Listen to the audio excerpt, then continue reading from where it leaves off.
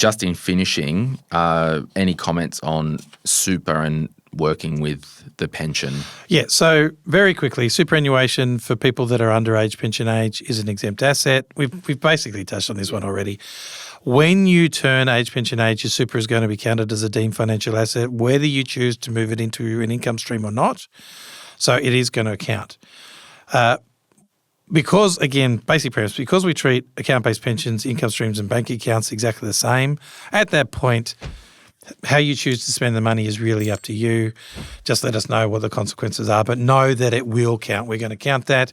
If your partner is underage pension age and they keep their super in accumulation, which is the important part. When we talk about super, this is super in accumulation where it's growing and you're not touching it, paying tax on the interest of 15% and it's accepting contributions.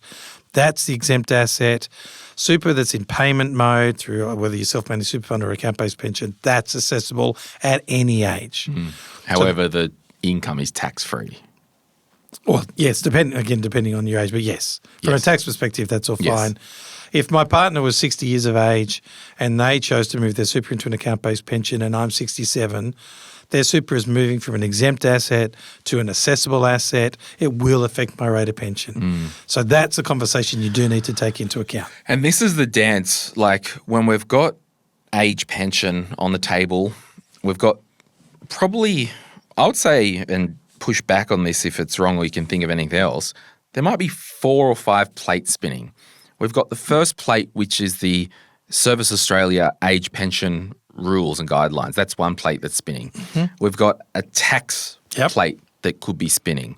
We've got an estate planning plate that could be spinning, where we might not want to move money from an older spouse's super to a younger spouse's to get more Centrelink because it's going to impact the estate planning and whatnot.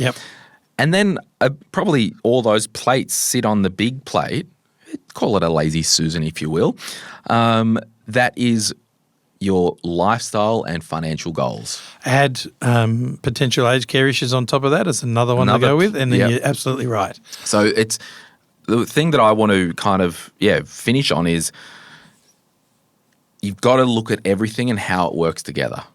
Yes, absolutely. The goal is the lifestyle, which we've talked about many times, and that lifestyle involves a lot of different implications.